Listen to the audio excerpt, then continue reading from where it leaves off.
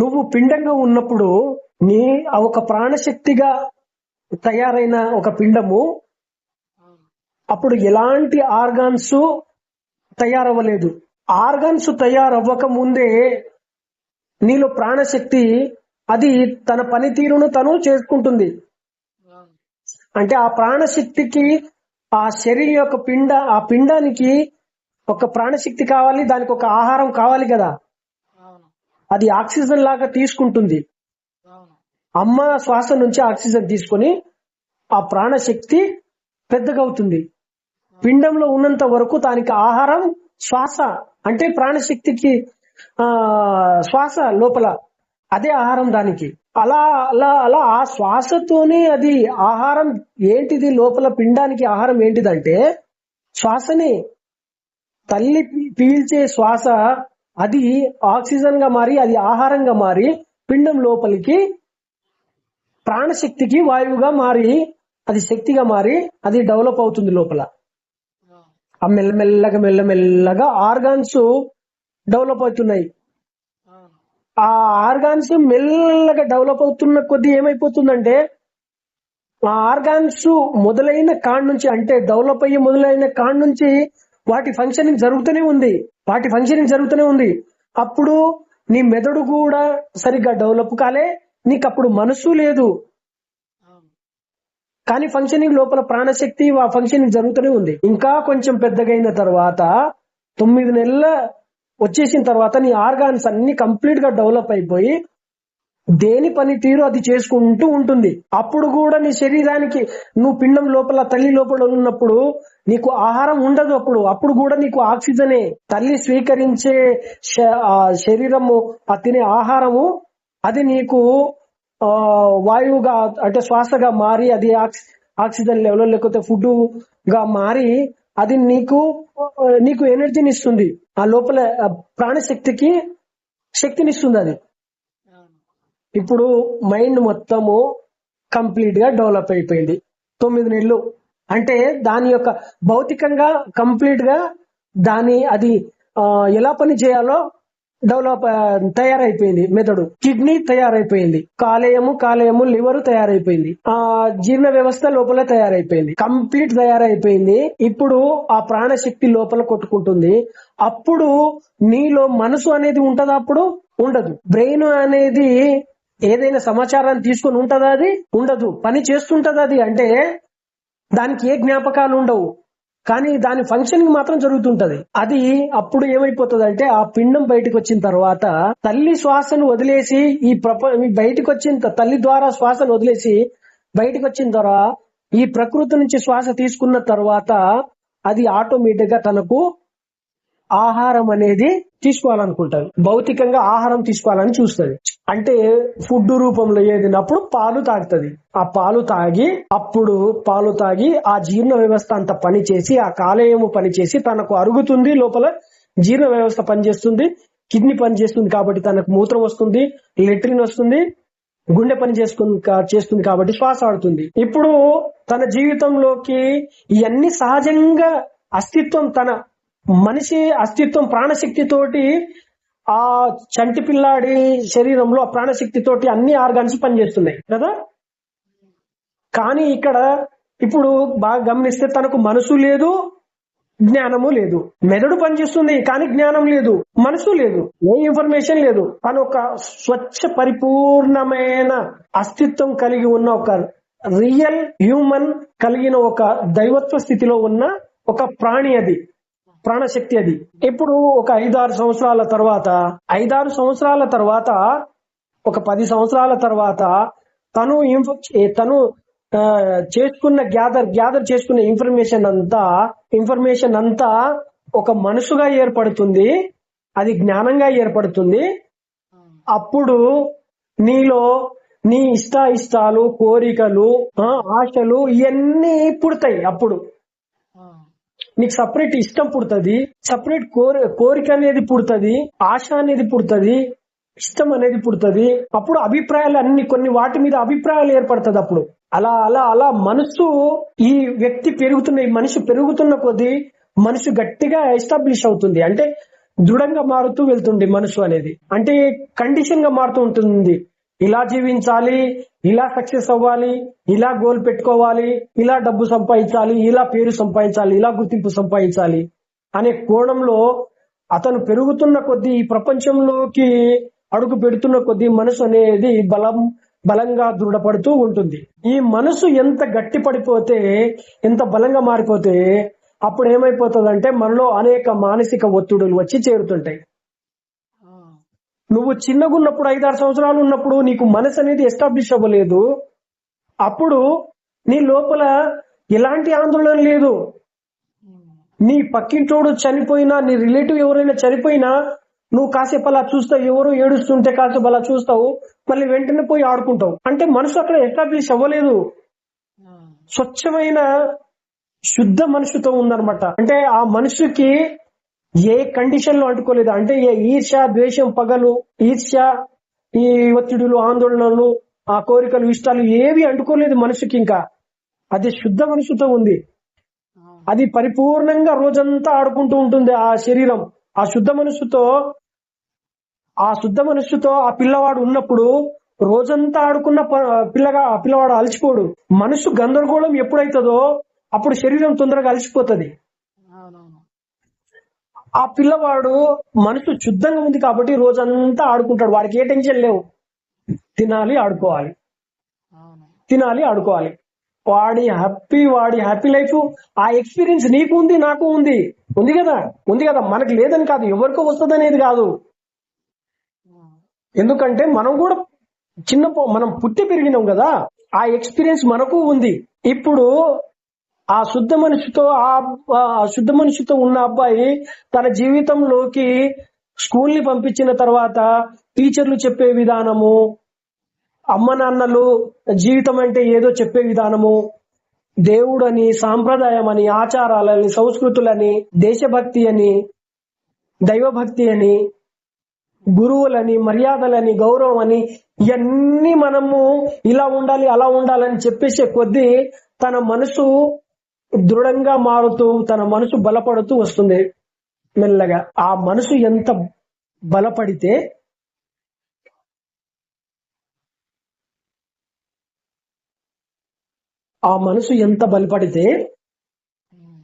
అంత నీ జీవితంలోకి భయం, ఆందోళన, ఒత్తిడి అనేవి చేరుతూ వస్తున్నాయి అన్నమాట. అలా అది మనసు అనేది మనకు మధ్యలో వస్తది. జ్ఞానం అనేది కూడా మనకు మధ్యలోనే వస్తది. మన పుట్టుకతో వచ్చినది కాదు. కొన్ని వస్తాయి, అవి ఏంటిదంటే స్వాభావిక గుణాలు ఉంటాయి. అవి పుట్టుకతోని కొన్ని వస్తాయి. కొంతమందికి కొన్ని విషయాల పట్ల అంటే కారణం లేకుండానే ఆసక్తి ఉంటది. అంటే తన పుట్టుక యొక్క అస్తిత్వం అలాంటిది. అది కొంతమందికి కొన్ని స్కిల్స్ ప్రాక్టీస్ చేయకపోయినా, తెలియకపోయినా వాళ్ళ పుట్టుకతో వచ్చిన కొన్ని స్కిల్స్ ఉంటాయి. అంటే కొన్ని గుణాలు వస్తాయి.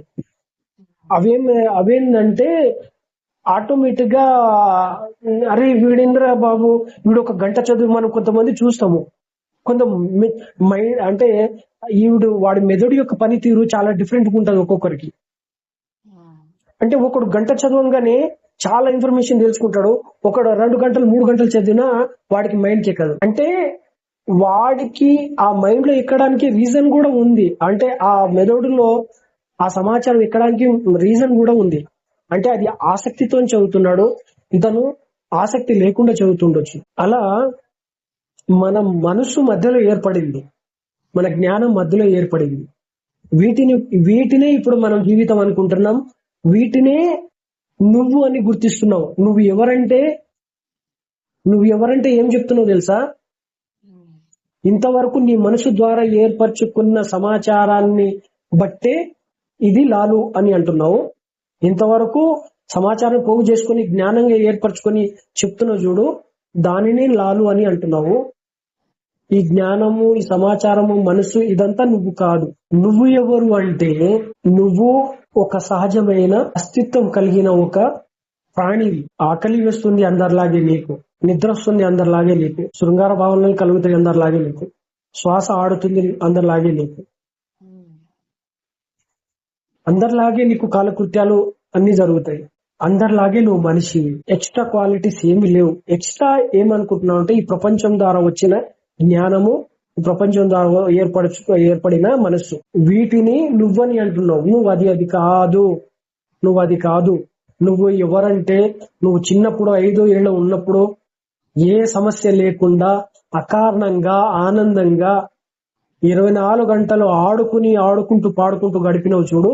ఆ నిరంతర ఆనంద స్థితి, నిరంతర ప్రశాంతత స్థితి, నిరంతర హాయితనం కలిగిన స్థితి, అది నువ్వు. అదే మనిషి, అదే రియల్ మనిషి. ప్రతి మనిషి ఆ స్థితి నుంచి వచ్చాడు. ఆ స్థితి నుంచే వచ్చాడు. అదే అతని నిజమైన అస్తిత్వం, అదే అతను. కానీ తను పెరిగిన ఈ ప్రపంచంలో వచ్చిన తర్వాత తను పెరిగిన వాతావరణము, తను ఏర్పరచుకున్న సమాచార జ్ఞానము, తను దృఢపరుచుకున్న మనస్సుని ద్వారా తను అనేక విధాలుగా పోటీతత్వము, గెలుపులు ఓటములు, సక్సెస్ జీవితము, ఫెయిల్యూర్ జీవితము, గుర్తింపులు, హోదాలు, ఇవన్నీ పట్టుకొని తన జీవితాన్ని ఆందోళనలోకి, ఒత్తిడిలోకి నెట్టేసుకున్నాడు. ఇప్పుడు ఇది మనిషి చేస్తున్న ఇది. కాబట్టి నువ్వు మనసుకి వచ్చే ఆలోచనల్ని, నీకొచ్చే ఆలోచనలన్నీ అది నువ్వు కాదు. అది మనసు ద్వారా ఏర్పడిన ఈ ప్రపంచం నుంచి పోలిక ద్వారా వచ్చిన ఆలోచనలు. వాటిని నువ్వు నీ సహజ స్థితిపై రుద్దుతే ఏమైపోతుందంటే నీకు మానసిక ఒత్తిడితో పాటు, ఆందోళనతో పాటు నీ శారీరకమైన బలహీనత కూడా ఏర్పడుతుంది. శరీరానికి సమస్య ఉంది, దానికి ఏం చెయ్యాలో ప్రయత్నం చేసి నీకు సాధ్యమైనంత వరకు నీ ఆర్థిక బలం ఎంత ఉందో దానికి తగినంతగా దానిని నువ్వు ప్రయత్నం ఆపకుండా ఆ శరీరాన్ని జాగ్రత్తగా కాపాడుకుంటూ రా. నీ ప్రయత్నం ఉన్నంత వరకు. దానికి మించి ఏదైనా జరిగితే అది నీ చేతిలో లేదు. ఎందుకంటే నీ ప్రయత్నం ఆపట్లేదు. నీ శరీరం అది, నువ్వు శరీరం కాదు. నువ్వు శరీరం కాదు, నీ శరీరం అది. ఆ శరీరంలో నువ్వు ఉన్నావు. దానిని చాలా జాగ్రత్తగా కాపాడుకో. నీ మనసు ద్వారా దాన్ని, నీ మనసు ఆలోచనలతోటి, నీ మనసు సమస్యల అనే ఆలోచనలతోటి, నీ మనసు దుఃఖపడే ఆలోచనలతోటి, నీ మనసు ఆందోళన చెందే ఆలోచనలతోటి నీ శరీరాన్ని బాధ పెట్టకు. నీ మనసు బాధపడుతుంటే నీ శరీరాన్ని ఆకలి లేకుండా చేసుకుంటావు, తినకుండా చేసుకుంటావు. శరీరానికి సహజంగా నీ మనసుతో పని ఏంటిది? ఆ జీర్ణ వ్యవస్థ పని చేస్తుంది. దానికి ఆకలి సమయం వచ్చినప్పుడు అది ఆకలి అని అంటుంది. కానీ నువ్వేందంటే నా మనసు బాగలేదు, నేను తినను ఇప్పుడు. కానీ ఆ శరీరం దాని పనితీరు అది చేస్తుంది కదా. ఆ టైంలో నువ్వు తినాలి కదా. మరి ఆ శరీరాన్ని నేను ఎందుకు ఇబ్బంది పెడుతున్నావు? నీ మనసు బాగాలేదు, నాకు స్నానం చేయాలనిపిస్తలేదు అబ్బా. ఆ శరీరాన్ని ఎందుకు రోగాల బారిన పడేస్తున్నావు? ఆ శుభ్రతను ఎందుకు అశుభ్రంగా చేస్తున్నావు? దాన్ని, ఆ శరీరాన్ని శుభ్రం చేసుకోకుండా. నీ మనసు ద్వారానే కదా. పండ్లు తోముకోలేదు, ఎందుకు తోముకోలేదు? నా మనసు బాగాలేదు కాబట్టి నా మనసులో ఏది చేయాలనిపించట్లేదు, ఊరికే అలా ఉండాలనిపిస్తుంది, ఏది చేయాలనిపిస్తుంది. ఎందుకంటే నా మనసు బాగాలేదు. నీ మనసు బాగాలేదని చెప్పేసి నీ శరీరాన్ని ఎందుకు అంత ఇబ్బంది పెడుతున్నావు? నీ శరీరాన్ని ఎందుకు అంత బలహీనంగా చేస్తున్నావు? నువ్వు ఆ శరీరంలో ఉన్నావు. ఆ శరీరం ఎలా ఉందో దాన్ని అంగీకరించి, ఆ శరీరానికి ఏమైనా రోగం వస్తే దానిని బాధ్యతగా ఉంటూ దానికి ఏం చేయాలో అది చేసి నువ్వు జీవించు. నీ ప్రయత్నం ఏదో నువ్వు చేయి దాన్ని బాగు చేయడానికి.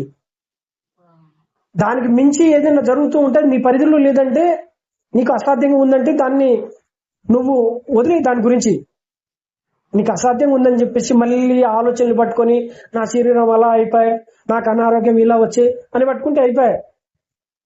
నువ్వేందంటే నా పరిస్థితి అంటే నా ఆరోగ్య పరిస్థితి ఉంది, కానీ నేను ప్రయత్నం చేస్తున్నా, సాధ్యమైనంత వరకు కనీసం ఈ స్థితిలో అయినా ఉంది నాది ఆరోగ్యం, దీన్ని ఇలాగైనా నేను జాగ్రత్తగా ఉంచుకోవాలి. నా మనసుతోటి దాన్ని ఇబ్బంది పెట్టొద్దు. ఇప్పుడు ఆ శరీరం బాగుంటుంది కదా నువ్వు ఇప్పుడు ఈ ఉనికిలో ఉండడానికి అవకాశం. ఇప్పుడు నువ్వు ఆ శరీరాన్ని అనేక విధాలుగా ఇబ్బంది పెట్టి నీ మానసిక కారణాల వల్ల, నీ మానసిక ఆలోచనల వల్ల ఆ శరీరాన్ని అనేక విధాలుగా ఇబ్బంది పెడుతున్నావు. అది అది అవసరం లేదు. ఇప్పుడు నువ్వు చూడాల్సింది ఎట్లంటే, నా మానసిక ఆలోచనలన్నీ సమస్యలు కావయి, అవి జస్ట్ అంతే నాకు సమస్యలాగా అనిపిస్తున్నాయి అంతే. ఇప్పుడు నాకు శరీరానికి వచ్చిన అనారోగ్య సమస్యనే అది నిజమైన సమస్య. నా మానసికంగా వచ్చిన సమస్య అది నిజమైన సమస్య కాదు.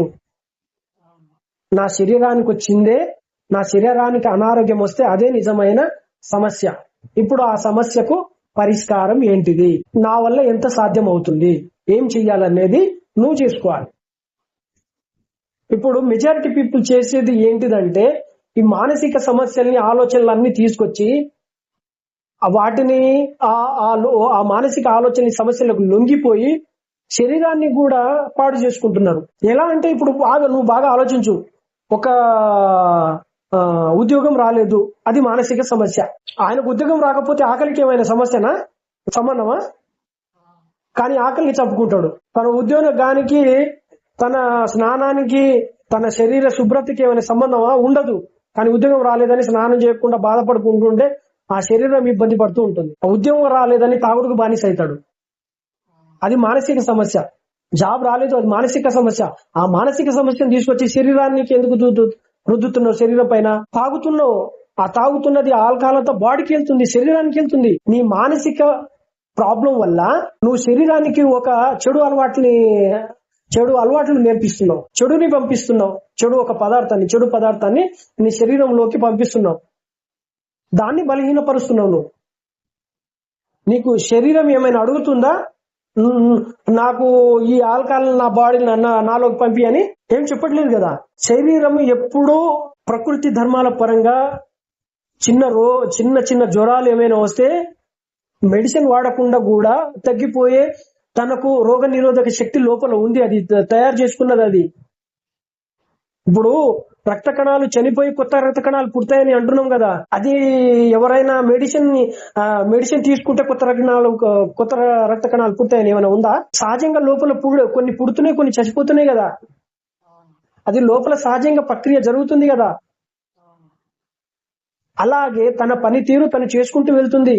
దానిని మనమే కావాలని మన మానసిక కారణాలతోటి మన శరీరాన్ని డిస్టర్బ్ చేస్తున్నాం.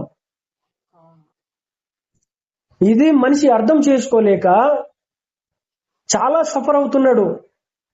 శరీరాన్ని మనసుని కలిపేసి ఇది నేనే, ఈ మనసు నేనే, ఈ మైండ్ నేనే, ఈ శరీరం నేనే అని అనుకుంటున్నాడు. అరే నాయనా, నువ్వు శరీరము కాదు, నువ్వు మనసువి కావు. మనసు అనేది ప్రపంచం నుంచి వచ్చింది. శరీరం అనేది మీ అమ్మ నాన్న నుంచి వచ్చింది, ఒక పుట్టుక. కేవలం ప్రాణశక్తి ఒక్కటే నువ్వు. ఆ శరీరం నిలబెట్టడానికి, ఆ శరీరంలో ఆర్గాన్స్ అన్ని పని చేయడానికి ఒక ప్రాణశక్తి ఉంది, సహజమైన ప్రాణశక్తి. ఆ ప్రాణశక్తి నిన్ను నిలబెడుతుంది. ఆ ప్రాణశక్తి, ఆ అస్తిత్వమే నువ్వు. అదే ఆ ప్రాణశక్తియే నిజమైన దైవత్వ స్థితి. ఆ ప్రాణశక్తిని నువ్వు చాలా జాగ్రత్తగా దాన్ని గుర్తించాలి. నువ్వు ఆ గుర్తిస్తే అప్పుడు నీకు అనిపిస్తుంది, ఓకే నేను శరీరాన్ని కాదు. ఎందుకంటే ఇది ఏదో ఒక రోజు ముసలితనం అయిపోతుంది. ఇది నా ప్రాణశక్తి ఆగిపోయిన తర్వాత శ్వాస ఆగిపోతుంది. శ్వాస ఆగిపోయిన తర్వాత నా శరీరము నేను మరణించినట్టు అయిపోతుంది. అప్పుడు నా శరీరం తీసుకెళ్లి పాతి పెడతాడు. నా మనసు అంతా మాయమైపోతుంది, నా జ్ఞానం అంతా శూన్యమైపోతుంది. ఇది మనిషి జీవితంలో జరిగేది. ఇదే అన్ని కాదు అని చెప్పేసి మనసునే గట్టిగా పట్టుకొని ఇదే నా జీవితం, ఇదే నా గుర్తింపు, ఇదే నా అస్తిత్వము, ఇదే నా హోదా, ఇదే నా డబ్బు, ఇదే నా ఇల్లు, ఇదంతా మనసు ఆడుతున్న మాయా నాటకం. ఈ మనసు ఆడుతున్న మాయా నాటకాన్ని మనమే అనుకుంటున్నాం. మనం కాదు, అది ఖచ్చితంగా కాదు. అందుకనే divide the not you human body, not you your mind. నువ్వు ఇప్పుడు నీకున్న శరీరము నువ్వు కాదు, ఇప్పుడు ఉన్న మనసు, మైండ్, జ్ఞానము నువ్వు కాదు. నువ్వు ఎవరంటే ఒక సహజంగా మనసు పరిధిలో లేకుండా నీకు ఆకలి పుడుతుంది చూడు, ఆ ఆకలి ప్రాణశక్తి, అది నువ్వు. అదే ఆత్మజ్ఞానం అంటారు, అదే ఆత్మస్థితి. అది ఆ ప్రాణశక్తి ఆత్మస్థితి అంటారు. నీకు సహజంగా ఆ ఆకలి నువ్వు అనుకున్నప్పుడు ఎప్పుడైనా వేస్తుందా? హలో, ఆకలి అనేది నువ్వు నీ మనసు అనుకున్నప్పుడు ఎప్పుడైనా వేస్తుందా? నీకు టాయిలెట్ నీ మనసు అనుకున్నప్పుడు వస్తుందా? నిద్ర నువ్వు అనుకున్నప్పుడు వస్తుందా ఎప్పుడైనా? నువ్వంటే నీ మనసు అనుకున్నప్పుడు వస్తుందా? రాదు. నీ పరిధిలో లేకుండా జరుగుతున్న ఈ జీవన సహజమైన అస్తిత్వానికి అంటే ప్రాణశక్తితో ఆత్మస్థితితో నీ లోపల, నీ శరీరం లోపల అవి జరుగుతూనే ఉన్నాయి. నీ పరిధిలో లేకుండా అంటే నీ మనసు పరిధిలో లేకుండానే జరుగుతున్నాయి. వాటిని అలాగే సహజంగా జరగనిద్దాం మనం. వాటిని మా మనసుతో అనేక విధాలుగా ఇబ్బంది పెట్టొద్దు. మన మనసు ఎంతసేపటికి కంపారిజన్ తోనే మొదలవుతుంది. దానికి ఎప్పుడు జడ్జిమెంట్ కావాలి, ఒపీనియన్ కావాలి, పేరు కావాలి, గుర్తింపు కావాలి, హోదా కావాలి, డబ్బు కావాలి, దానికి విచ్చలవిడితనం కావాలి, ఎంజాయ్మెంట్ కావాలి, ఎంటర్టైన్మెంట్ కావాలి మనిషికి. ఎందుకంటే ఈ మనసు సృష్టించిందే కాబట్టి ఈ ప్రపంచాన్ని సృష్టించింది ఎవరు? ఈ భూమి మీద డెవలప్మెంట్ అనే పేరుతో, అవసరాలనే పేరుతో ఇదంతా జ్ఞానం సృష్టించింది. జ్ఞానం అంటేనే మనసు. అంటే నీ అవసరాలు తీర్చుకోవడానికి అనేక సుఖ సౌకర్యాలు సృష్టించిందే మనసు. ఈ మనసును పట్టుకొని మనము ఈ మనసు ద్వారా వచ్చే పేరు, గుర్తింపు, అధికారం, హోదా, డబ్బు ఇవన్నీ మనమే అనుకొని, ఇవి లేకపోతే జీవితం లేదనుకొని, అరే నాయనా, పేరు గుర్తింపుకి నీ ఆకలికి ఏం సంబంధం? అధికారం హోదాకి నీ నిద్రకి ఏం సంబంధం? డబ్బు ఉద్యోగానికి నీ సహజమైన శ్వాసకేం సంబంధం? కానీ డిస్టర్బ్ అవుతున్నాయి చూడు బాగా. నీ అధికారం, హోదా ఇవి ఏమైనా రాకుండా, ఇవేమైనా డిస్టర్బ్ అయితే ఆ మానసిక ఒత్తిడి వల్ల నీ ఆకలి మీద ప్రభావం పడుతుంది. అంటే ఆకలి స్థితిని దెబ్బతీస్తుంది, నీ శ్వాస మీద దెబ్బతీస్తుంది. అంటే శ్వాస అంటే ఏదైనా బాధ కలిగించే దృశ్యం ఉన్నా గానీ, దుఃఖం కలిగించే దృశ్యం ఉన్నా గానీ నీ శ్వాస యొక్క పనితీరు చేంజ్ అయిపోతుంది. అవుతుందా? నీకు బాధ కలిగినప్పుడు, నీకు ఆందోళన కలిగినప్పుడు, ఒత్తిడి కలిగినప్పుడు నీ ఆలోచించే విధానము చేంజ్ అయిపోతుంది. అప్పుడు నీ శ్వాస కూడా మారిపోతుంది. లైన్ లో ఉండు. హలో, ఇది నువ్వు డివైడ్ గా చేసుకొని ఒకసారి ప్రయత్నం చేయమని, నువ్వు ఖచ్చితంగా చేయమని నేను అనను. కానీ ఇలా ఆలోచించుకునే అవకాశం నీకుంది. ఈ ఆలోచించే విధానం నుంచే నువ్వు గమనించడం, నీ ఆలోచనల్ని నువ్వు గమనించడం, నీకు బాధ కలిగించే ఆలోచనల్ని గమనించడం, నీకు ఆనందం కలిగించే ఆలోచనల్ని గమనించడం అంటే ఎందుకు వస్తున్నాయి బాధ కలిగించే ఆలోచనలు? ఏ ఆలోచన నాకు బాధ, ఏ ఆలోచన నాకు సంతోషం, ఏ ఆలోచన నాకు గొప్పగా అనిపిస్తుంది, ఏ ఆలోచన నుంచి నాకు గొప్ప పొగడ్త వస్తుంది, ఏ ఆలోచన నాకు గుర్తింపు వస్తుంది, ఏ ఆలోచన నుంచి నాకు అప్రిషియేషన్ వస్తుంది, పొగడ్త వస్తుంది. ఇవన్నీ అబ్జర్వేషన్ చేసి గమనించి నీకు బాధ పెట్టే ఆలోచనలు ఏమున్నాయో వాటి నుంచి పక్కకు జరిగిపోవడం, అది చేయడమే. దానికి ఎలా ఏం చేయాలనేది అది నీ సొంత నిర్ణయం. మార్గం అనేది ఇది. ఆ మార్గాన్ని ఎలా అన్వేషించాలి, ఎలా చూడాలనేది అది నీ ఆలోచన విధానం.